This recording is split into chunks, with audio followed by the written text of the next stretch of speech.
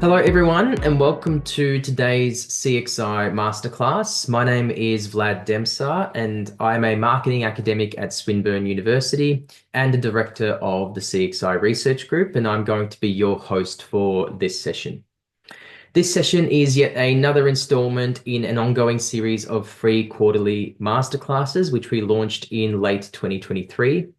We've got lots of people joining us today. They're all trickling into the room at the moment, including a diverse range of industry professionals, academic staff, and students from the university, as well as lots of other people from other universities, both domestic and abroad. The topic for this session will be AI, pro-social behavior, and CX, the business advantage. And our keynote speaker will be Dr. Bo Pang, who I'm going to formally introduce in just a moment. And the format of the session will include a short intro by me. I'll then hand over to Bo for his presentation, and then we'll open things up for questions and discussion. So throughout the presentation, if you think of any questions or if you have any experiences you would like to share, just pop them in the chat and I can coordinate the discussion and relay them to Bo so he can share his thoughts. Before we kick off, I would like to respectfully acknowledge the Wurundjeri people of the Kulin Nation, who are the traditional owners of the land on which Swinburne's Australian campuses are located in Melbourne's east and outer east, and pay our respects to their elders past, present, and emerging. Before I introduce our keynote speaker, I just wanted to spend a couple of minutes introducing CXI Research Group. The Consumer Experience and Innovation Research Group at Swinburne University of Technology was formed around 9 years ago. And our mission really is to advance knowledge and practice at the intersection between emerging tech, consumer experience, and sustainable futures. And we do this within the context of business and technology.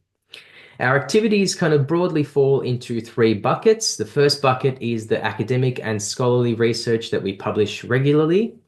The second bucket includes research projects, and this can range anywhere from government-funded research, industry-funded research, and industry consulting. And the final bucket is industry engagement, and this includes our masterclass series, our quarterly newsletter, as well as our annual report and industry networking evening. If you're interested in what we do as a research group, there are three ways for you to get involved with some of our activities. Firstly, you can sign up to our newsletter, which contains all the latest CX trends and insights and news from the group, and we send that out at the end of every quarter. You can also follow our LinkedIn page, which now has almost 13,000 followers globally, and this is where we post regular updates and content featuring lots of CX trends and the stuff that we're working on and publishing. Or if you'd like to chat to us directly about our work, you can drop us an email at any time. I'd like to now introduce you to our keynote speaker, Dr. Bo Pang. Bo is a senior lecturer of marketing and the associate director of the CXI Research Group. He is a passionate academic and researcher specializing in applying social marketing and AI-driven insights to influence pro-social consumer behavior.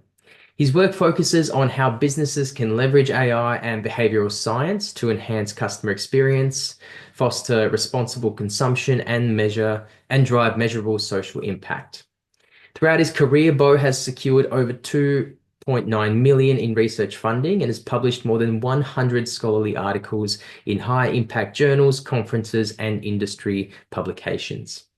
His research spans areas such as public health, environmental conservation, and corporate social responsibility, informing business strategies that align with customer engagement with ethical and sustainable outcomes. His current portfolio of work and research interests focuses on demonstrating the power of AI and behavior-driven insights in shaping a better future for both consumers and businesses. We're very fortunate to have Bo joining us. Bo, I'll hand over to you for your presentation. Yeah, thanks, Ballard, for the very generous introduction. I'm very, very humbled. I think my mother will be very proud hearing the introduction you just did. So let me share my screen first.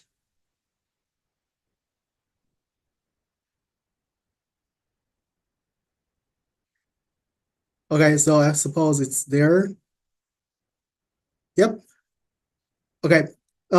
It's really good to be here, and it's really great to have you guys here. And today's topic um, of the masterclass really excites me because I think you all know that AI is not just transforming how we work, right? It's actually transforming how we behave as well, which is really aligned with my research interest and my research expertise. If you look at the data in the last year alone, like tools like ChatGPT or Claude or Gemini has been used by over 180 million people, right? So with businesses across every single sector racing to embed them in content, in service, in experience delivery, right? So nowadays, even recycling bins are now AI powered. But I think the things that really interest me is AI is not only just here to optimize the customer experience, right? So it's actually can be used to influence pro-social behaviors, things like donating, helping, sharing, or even choosing the sustainable products. And I think all of this taps into a wider community, I would say consumer reality, right? So if you check the latest McKinsey study on consumer intention, right, it shows like more than 60% of consumers say they'd like to, they're more likely to purchase or support companies seen as socially and environmentally responsible, right? So here's our focus for our next 40 minutes. How can AI help businesses not just serve customers, but also move them, right? To act better, to care more, to choose differently. Okay, so let's get into it. Um, I'd like to start with why AI matters in marketing and in CX and how it is already performing what we used to think of as personalization. Of course, the first thing is AI does it better, right? AI can understand context, emotion, and preference in real time. The example I'm giving here is Amazon, right? So who uses AI to upgrade everything from product description to recommendation engines.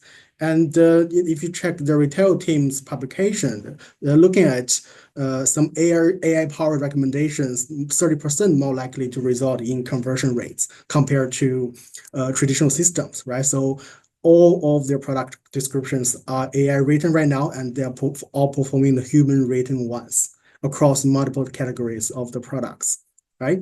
AI does it better. Second one, AI does it quicker, right? AI doesn't wait. They generate concepts, copies all the time, right? Without bottlenecking, without human approvals, which means that brands can respond to cultural moments, market shifts, or seasonal trends in real time and get campaigns outdoor in hours, not weeks. So I gave you another example here, which is Craft Hates, right? So their in-house marketing team use AI to quickly generate contents. In the last year alone, they produced more than 20,000 ad assets. Think about that. This is the speed the human can never compete with, right? So the speed will give them a serious edge, right? It enables campaign ideation, iteration, and asset production 10 times faster. And that's not just faster, it's the first to market and first in mind. And the last one, I think, is because AI does it cheaper, right? So it reduced the cost of content creation, campaign testing, and customer services. And by doing that, it's freeing up budget for innovation, right? It free up the budget for experimentation, scaling efforts that cannot be used. This used to be out of touch, out of reach before.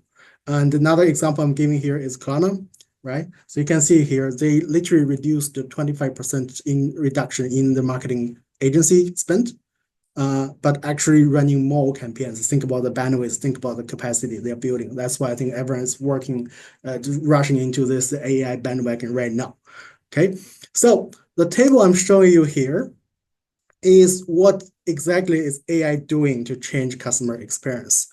I think at a high level, it's not just one function or just functions, right? It is actually a full stack of capabilities. AI can predict what customer wants, tailor the content they see, and respond like a human in chat, and even summarize insights from massive data sets in seconds. But here's the thing, the table, I just want to put this caveat announcement here. The table is based on emerging framework from academics and industry research. Our team has been looking for some kind of framework to reflect the understanding of how AI is being applied across CX. The table here you're seeing probably combined, I think, 3 or 4 frameworks we have seen. It reflects our best current understanding, but we all know we're in a live moment, right? The technology evolves so fast, AI can change things overnight. The framework probably going to change tomorrow as well. Okay, so before we go any further, I would like to introduce the concept of what we actually mean by pro-social consumer behavior. Okay, so in simple terms, these are actions consumers take voluntarily, not for personal gain, but to benefit others, society, or the planet. Okay, so this can include things like donating, volunteering, ethical shopping, switching to greener products, or supporting social causes. Okay, the key is it's driven by desire to good, not just do well. So it's an area, I think, growing interest in academia alone. If you check the papers on this topic this year, since 2024, sorry, we are witnessing about 10,000 papers on this particular topic. But if you look at this number back in 2018, the number was less than 2,000. So this is actually exploding on this particular topic just because people are interested. So let's break it down. So it includes a wide range of everyday decisions and actions that consumers can take to benefit others. So I'm listing 6 here. So the first one, ethical purchasing, which means choosing products that are fair trade, cruelty-free, or made by socially responsible companies. Second one, charitable donations, whether it's either financial giving, right, the money, or in-kind support. Sustainability practices like recycling, reducing energy use, or switching to an eco product. Cause-related marketing or engagement, supporting brands that stand for something, not just sell something, right? And the last 2 is consumer activism, which is doing advocacy or Boy Scouts, and community engagement, which means volunteering, mentoring, participating in local or global efforts. And if you're looking at all this literature, there are a few other frameworks produced by researchers, but the one I got here, which is actually published by Catherine White from UBC, University of British Columbia. I think they probably got the most comprehensive cover on this particular topic. If you look at why pro-social consumer behavior matters in marketing and customer experience, I think the first reason is because we all know, we live in a world full of, climate anxiety, political polarization, growing corporate distrust, especially among young people like Gen Zs. People want more than just products, right? So they want to buy with a purpose. So the purchase needs to be value aligned. And there's so many research showing that purpose-driven brands often see stronger purchase intention, higher price tolerance, and real competitive edge. So it's not just what you sell, it's actually what you stand for. Okay, and the second reason is when brands wave pro-social behavior into the customer experience, it actually anchors the loyalty, right? So it's shifting from the brain to the heart, and it can last longer as well. And the third reason, I think, is advocacy, which is all about identity. Yes, you want them to buy from you, but it would be even better if they talk about your brand. They wear your brand as a badge, right? So they share your brand with pride. You want this sort of, I would say, the ripple effect happening. That kind of authentic amplification of the marketing is actually gold here. After going through, why we care about pro-social behavior and what is pro-social behavior, there are some things we can talk about is what drives pro-social behavior. This is a famous framework called SHIFT. Okay, it's proposed by Catherine again. It's representing the 5 core drivers that influenced social consumer behavior, right? So and it's very important. I want to mention this. This is not just academic. It's actually becoming the go-to model for both scholars and the practitioners working in this area. Okay, let's go through them very quickly. The first driver, S, stands for social influence, right? So it's about how we are influenced by others. In this framework, it covers two components. The first one is social norm, which is what we think is expected of us. And the second one is public observability, which means what people can see us doing, right? So when the behavior is more visible, it's more likely to be repeated. Think about the pressure, peer pressure, but for good. The second driver, which is habit formation, right? It focuses on routine and ease. People need cues, repetition, and low friction to build habits. Nudges, reminders, and default settings help make behaviors feel automatic, right? So think about how you do your things, how you come up with your routines, how you set up and establish your habits. Actually, change how how your daily life is, right? For example, pre-selecting the green options in checkout, which always give you better sustainable habits on that front.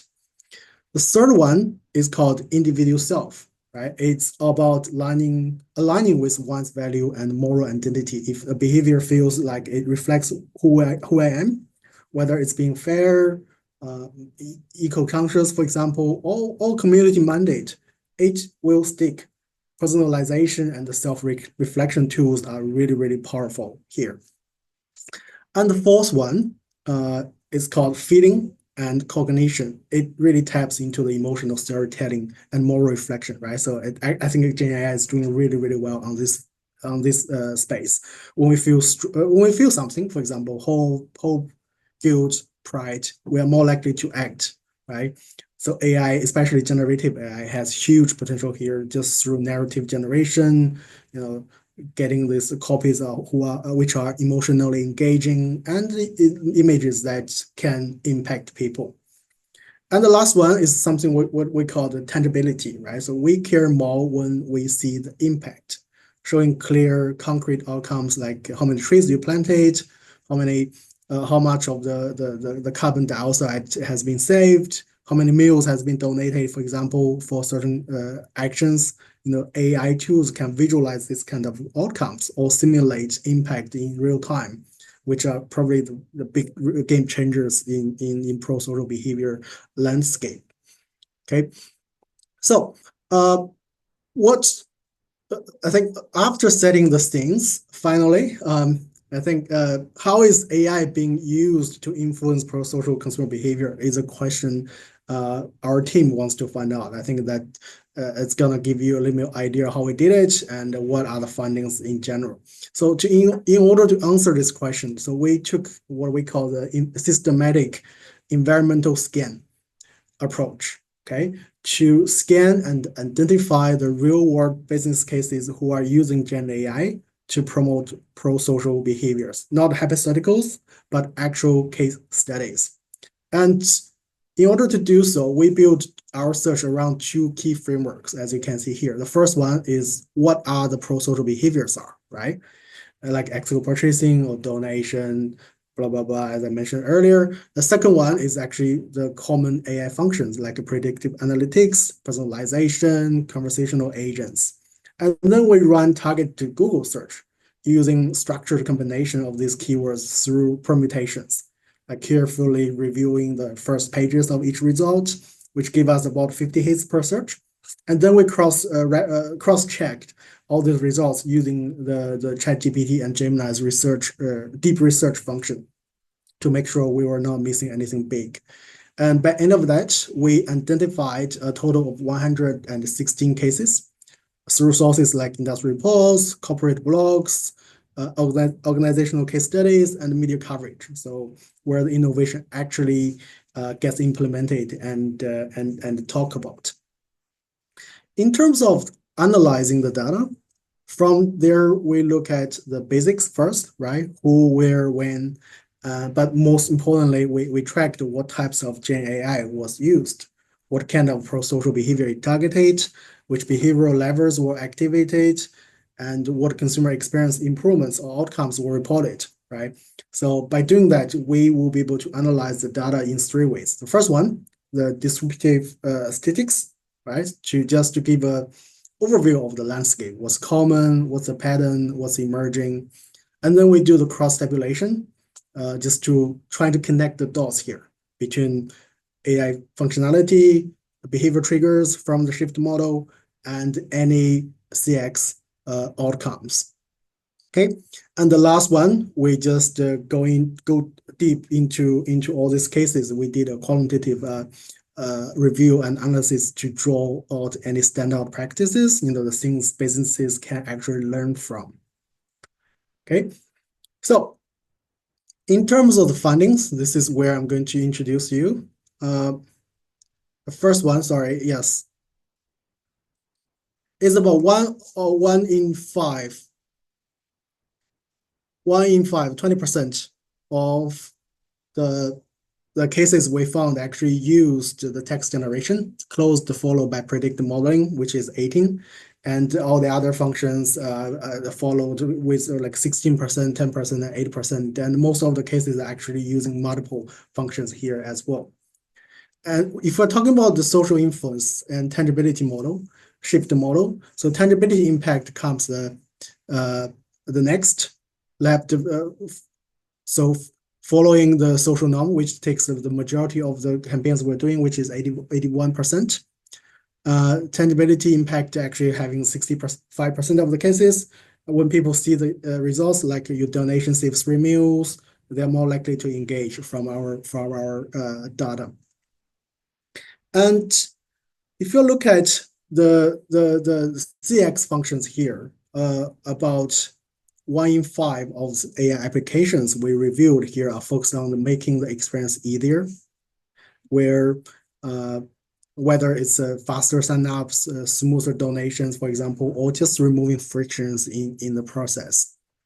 And about 31% of the initiatives target ethical purchasing, which means helping people buy in line with what they believe in.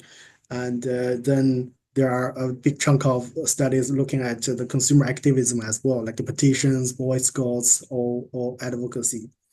But if you really look at the AI functions itself, I think the most commonly used AI function is in the pro-social campaigns, actually text generation, as we mentioned earlier, and predictive modeling and recommendation system, which is 14%.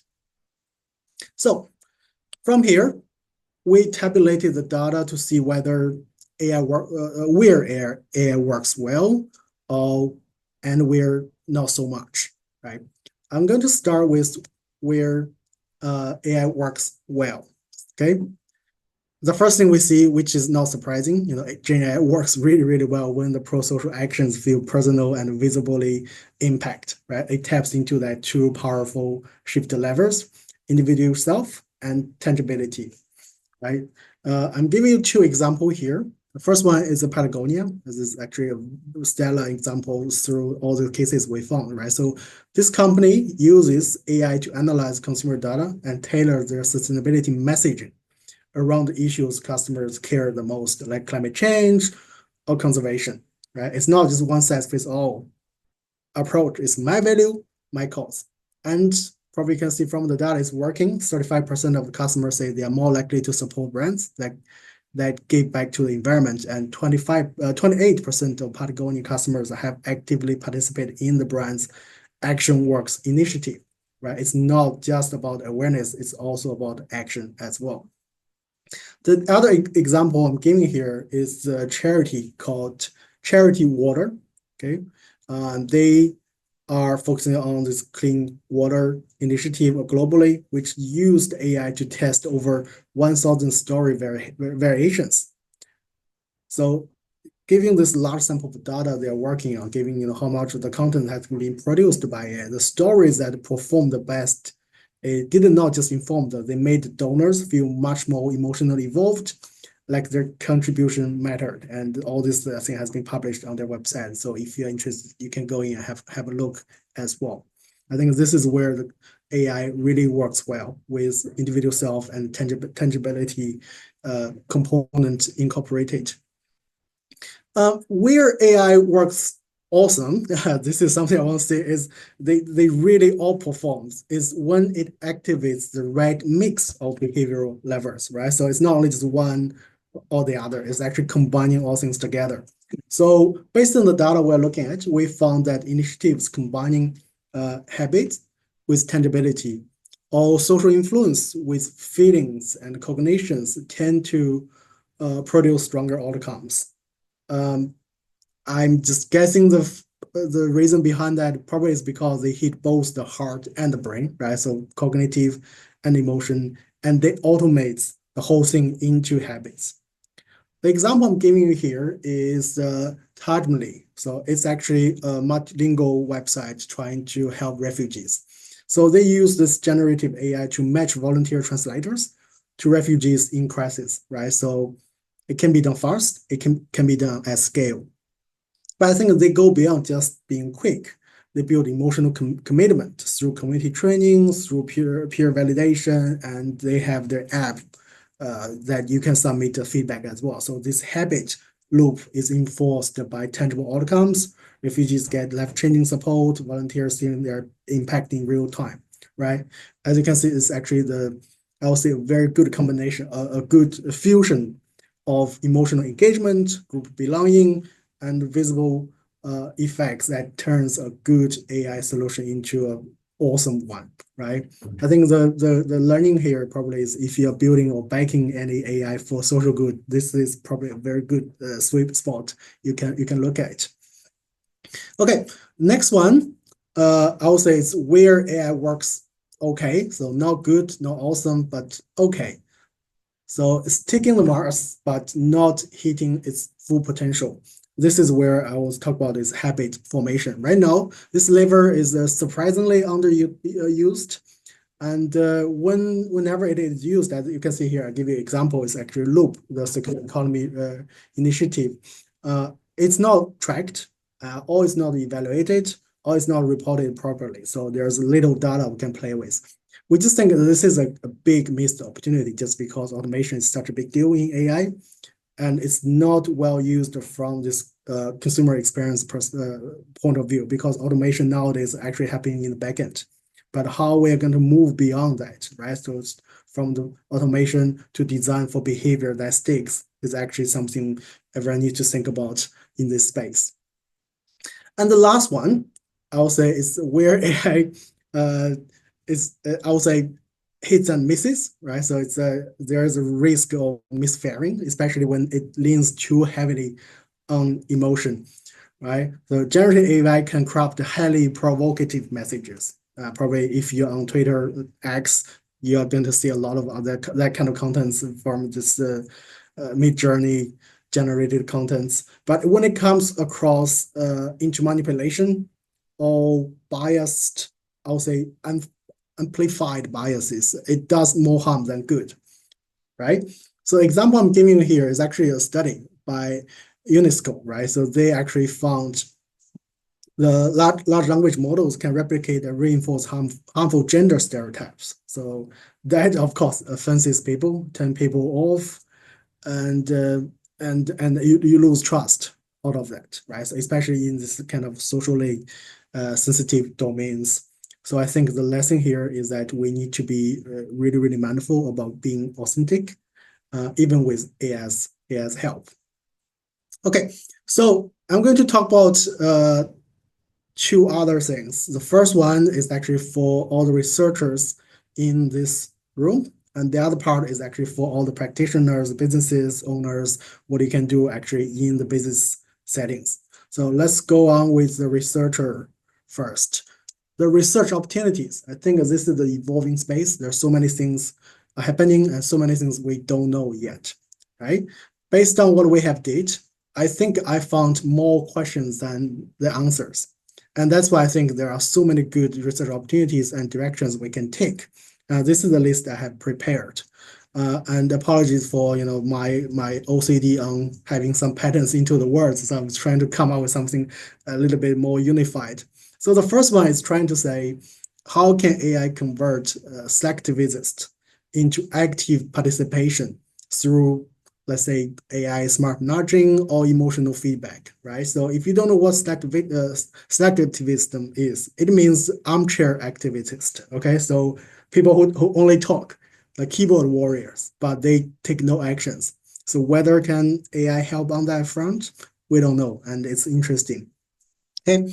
The second one is collaboration of AI artificial emotion. I think it resonates what that UNESCO study, right? So what levels of emotional intensity are most effective across, especially for this pro-social consumer behavior, right? Across different behaviors, what kind of levels, what kind of emotional intensity generated by AI can work the best? We don't know, right? And the third one is in terms of the design of that moral messaging using AI. If you want to come up with the campaigns, the collaterals, the marketing messages, and so what are the risks and what are the returns of tailoring pro-social campaigns based on moral values using AI? I think this is a lot of people are doing it, but we just don't know whether they're doing well or we don't have like I would say effective or outstanding framework on that front. And the fourth one is about I would say the intention behavior gap, right? Behavior bridge. So can AI close the gap, the intention action gap, like behaviors like volunteering, donating, sustainable purchase. People always say they will do it, but they will never do it. They do it for public observability. So can AI actually close that gap? It's a very interesting thing we want to find out. And even for AI functions like a predictive nudging or emotional appeals, which one is working better for which types of behaviors that will warrant some research on that as well. And the last one is about moralization of using AI in nudging, right? So what happens when AI nudges people in pro-social behavior without the users being fully aware, right? So subtle social proof, default settings, habits formation, how transparent we should be, and how much of the ethical consideration we have to do in systems like this automated by AI. So it's going to be some interesting discussion or research happen on that front as well. Okay, that's all for the researchers. If you are from the business industry, this is something I want to talk about. The first one is actually if you are using AI for your business, first thing you want to know is you need to make it effortless, not just easy, right? Reducing friction is not enough. AI should anticipate customer needs, creating frictionless experiences that effortlessly guide pro-social choices. So you shouldn't make it loud. It works in the background to guide better choices and increase conversion rates without disrupting trust. The example I'm giving you here is Facebook, right? So their blood donation function in the app. So does it really seamlessly. It give you the personalized notification enabled by AI. It allows the one-time sign up directly to the app when you are getting closer to the nearby blood banks, and you can do the whole bunch without quitting the app, and you got all these personalized messages based on AI to gauge the maximum emotional appeal. So great results coming out of it, and I think it's probably a very good example for us to know you have to make it effortless. Second one is we should automate how we act, but humanize why we care. It goes back to the purpose, the value, right? So AI can handle the action. That's easy. They can do a lot of things. We don't need to do them anymore. But behavior change is not only just about making it easy. It has to feel meaningful. And this is where AI can help a little bit more as well. Example I'm giving here is Vodafone. The initiative is called Dream Life. So the app runs cancer and climate research while your phone charges at night, right? You don't need to do anything. The AI will do the work. It will chop the task into small pieces. It will do it for you, and then it will generate the messages personalized by AI, right? So something like you're not sleeping, you're not just sleeping, you're actually contributing to something bigger, even when you're sleeping, right? So that's a shift from passive use to purposeful impact. Okay. And third one is visible impacts deepen engagement. Why does this matter? I think it's because seeing is believing, right? So when AI helps people see the outcomes of action, it builds trust, loyalty, and pride. It's not only just feel good, It's a strategy that you are converting the customer from one time to a lifetime, to a long-term loyal customer. So the example I'm getting here is something called Clarity Water. I showed you guys earlier, but this is actually their um, dashboard. They're like AI-enabled dashboard to send GPS tagged updates and progress reports to every single donor, right? So when they're making the impact visible, so they're actually getting the good outcome because people come back to check. So I think the takeaway here is if you're running a loyalty program or you're doing some ESG initiative, right? So showing people the difference they're making is actually a good way to keep them coming back all the time. Here's the last one. So don't just inform, okay? I think telling people what to do is not enough. The real shift really happens when we guide them as they act. And that's the example I was referring to in the beginning, the rubbish bins powered by AI. So this company is called Oscar Salt. It's actually a smart recycling assistant. You can see from the right side of the slide. So it is a smart recycling station that uses AI and computer vision to instantly tell you where your trash should go. Okay, adding some gamification, feedback, and fun animations. Suddenly recycling is not just easy; it's very interesting. It's entertaining, and it reduced all this knowledge gap as well. You don't need to learn which one you want to go, which one you want to sort. The computer will tell the AI will tell you, and you just need to follow, and it will be a lot of fun doing that, right? I think the important lesson here is like in the moment nudges, just like what you're going to do, you put your rubbish in the bins. So this kind of in the moment nudge interjected by AI, it's really important, and AI can really offer this different types of solutions and innovations on this front. I think that's all the things I want to talk about. I'll stop here. I have talked too much, I think, but I think I want to say that what I've been seeing so far is just the beginning, right? AI is unlocking so many new ways to turn good intention to meaningful actions. It's truly a very exciting time to me, at least. The tools are evolving, and the research is, of course, evolving as well. And there's definitely much more to explore. I hope you enjoy the session, and I'm now ready to take any questions. Thank you. Thank you, Bo. I will just share my screen again now so we can do the questions.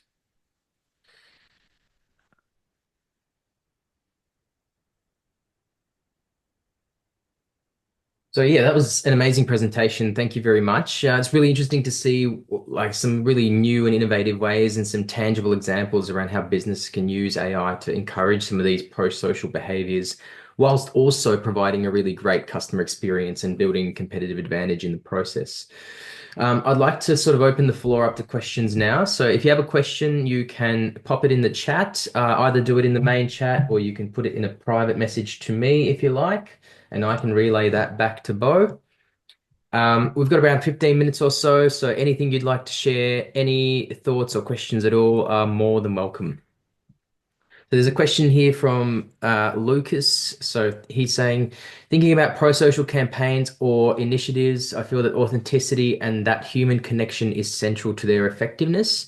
Do you think that uses of AI, which are visible to audiences, risks diminishing some of the authenticity and might harm the extent to which campaigns can meaningfully connect with them? That's a brilliant question, Lucas. I think the bottom line here is like transparency and ethical designs are non-negotiable, right? So AI can personalize for good, but based on who is doing the whole thing in the backend, it can be used to exploit emotional triggers as well. So there's definitely some kind of a balance you have to play. So making sure it's effective, but also make sure it's not going too far to lose the authenticity of that. I think that's why we're probably not there yet. And we can like hers, they can produce 20,000 assets within 1 year, but they still need people like us to go in there, do a little bit more human supervision to make sure there is a strong alignment between the target audience identity and you can make informed choices, but definitely not manipulate. I hope that answered your question.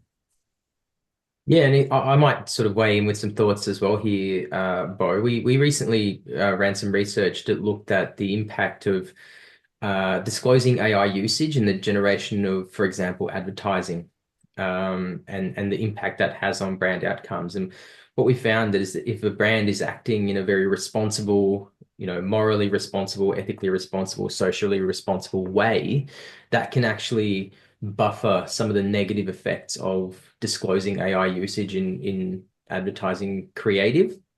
And so, for me, it's about the direction of that relationship, whether, it's does AI decrease, authenticity and therefore effectiveness, or does being authentic actually buffer some of the potentially negative impacts of disclosing AI usage? Yeah, and just to add on that, I think based on all the studies we are looking at, so we can only see okay, they mentioned some kind of AI involvement, but most of the time they're not disclosing this type of information at all. But I think that's the moment you suddenly realize you don't know anymore. I think this is a that moment for quite a few of us, probably all of us saying, okay, I'm reading a document, it's really well written, and at some point you start thinking, okay, maybe this is generated by AI, but I didn't know. And if you look at pictures, in image generation, you can literally can't tell whether it's real or not anymore. I think end of the day, it's not, I think it's gonna be very careful with being authentic and also being like effective. I don't think, disclosing that. It's gonna be a lot of research on this disclosure or not. But I don't think it's gonna matter in the long run just because no one can tell anymore. Yeah, and I remember only, 3 to 6 months ago, we were at a point where you could really easily tell when something was AI generated, and now it's getting harder and harder. And, I can't wait to see where we are in sort of the next 12 months or so. A couple of other questions just coming through in a private message to me. So just got one here. How do we know AI-driven pro-social campaigns actually change behavior and not just attitudes? Uh, Brilliant question. If I look at all these data, I'm getting so most of the cases we found only report engagement metrics, right? So like sign-ups, click-throughs, and donation volume. So what we still need more is, of course, longitudinal tracking of behavior change. I think that's exactly why we highlight the shift framework. It helped and identifies the psychological levers AI taps into, but this is also points to the research opportunity, right? So we want to know we want to build better evaluation models to that it goes beyond awareness or short-term impact, but actually the behavior change. Absolutely. Okay, and I've got another question just in private chat here as well. What do you think is the low-hanging fruit for businesses that want to get started with this? I think another brilliant question. I think we should start with where AI already does well, right? So especially from the business perspective, you don't want to try something at high risk or too much unknowns, too much uncertainty. Content generation, emotional storytelling, and even timing, you can do it that. For example, if you can use AI to personalize thank you messages after donation, highlight individual impact, or even just test multiple story framings using the AI testing to see which are gonna create better outcomes. They are small but powerful ways to do it. And I think it's always good to start small doing this chatbots. There is actually a function in WhatsApp to do it as well. There's an AI function embedded into the WhatsApp software, so you can do it just to see whether it's working for you or not. And from there, you can start scale the personalization function. And yeah, there's some really interesting implementations that I've seen, over the last few years. I think there's a company called Green Story in the Netherlands, which is kind of doing like AI-based supply chain kind of tracking of products and their sustainability, which is fantastic because consumers can kind of scan the barcode or a QR code and look up all the information about that particular product, where it's come from, who's owned it in the past, and so on. I think I really like your kind of recycling example that you used. And I think some of these speak back to the other question, which was about changing behavior and not just attitudes. And I think those examples really bring that together. And then another one I've seen is digital product passports that are sort of based on blockchain and artificial intelligence technologies, where not only can you log all your products and their warranties within the app and kind of have an immutable record in the blockchain of where that product has been and everything about it, but you can also track, you know, it can also make recommendations around what you can do with that product once it breaks down. So for example, if you have a washing machine and it breaks down, it'll give you some AI powered suggestions around, how you can get it repaired, where you can get it repaired, what your options are in terms of sales, recycling and so on, which is really fantastic. That's brilliant. Yeah, great stuff. Cool. All right. Are there any other questions from the audience? I've got one from Mukta here. So we are currently working on an electricity waste awareness and recycling behavior among people who don't know about it. How do you think AI will help us to achieve this goal? For among people who don't know about it, you're talking about there's a knowledge gap, right? So if you want to get rid of the electricity waste and how you can do recycling, I think there's a lot of existing cases you can learn from. The first one is probably build up this this AI chatbot to give people the information, right? So where you're going to bring your electric waste, how you're going to do to better improve your efficiency, energy efficiency in your households, and all these things can be enabled by large language model in the backend with some kind of data feed in. And another thing of doing that is definitely AI generated contents to give them the emotional or social appeals to encourage the behaviors. I think there's a lot of ways can do it. And if you go back to some of the studies I just showcased earlier, so probably a lot of things you can borrow from as well. Yeah, I love the idea of sort of the personal assistant type of approach where, you have devices that are Internet of Things sort of enabled, like Google Nest thermostats and, things that track your electricity usage within your home. I've seen plenty of examples of devices that hook up to your electricity smart meter, which then link to an app and tell you how much power is being used and which devices in your, home electricity grid are using them. And then it can give you sort of recommendations and kind of tips on how to reduce your power usage, and where you can cut back and reduce waste that way. So I think that building awareness around that would be fantastic as well. Yeah. Another thing I want to add, I think this is a brilliant question. I think it's probably better to take one step back as well to really figure out what are the barriers for people to do the electricity waste recycling, and from there you can think about what you can do better with AI rather than AI is about the solution, it's about the content generation. Going back to finding out what are the pain points, what are the things you need to work on is probably the step one to think about. Absolutely. All right. Are there any other questions from our audience? Final call. So Mukta just says, definitely thanks a lot for your advice and support, Bo and Vlad. Are you going to share this PowerPoint? That way I can also go through it to the business case study, which you have referred over here. So the video will be available to everybody via YouTube, as well as within our quarterly newsletter, which will be sent out in the next sort of week or so. So Mukta, stay tuned for that one because you can rewatch the video again. I don't know if we can post the slides, but I can get back to you on that. If you email us, we might be able to send you across a PDF copy as well. Cool. All right. That looks like all of the questions for today. So that pretty much wraps up this installment of our CXI Masterclass series. We're going to be announcing our next Masterclass date and topic over the next few weeks, so stay tuned for that one. I'd like to say a massive thank you to Dr. Bo Pang for putting together the amazing keynote presentation for this session.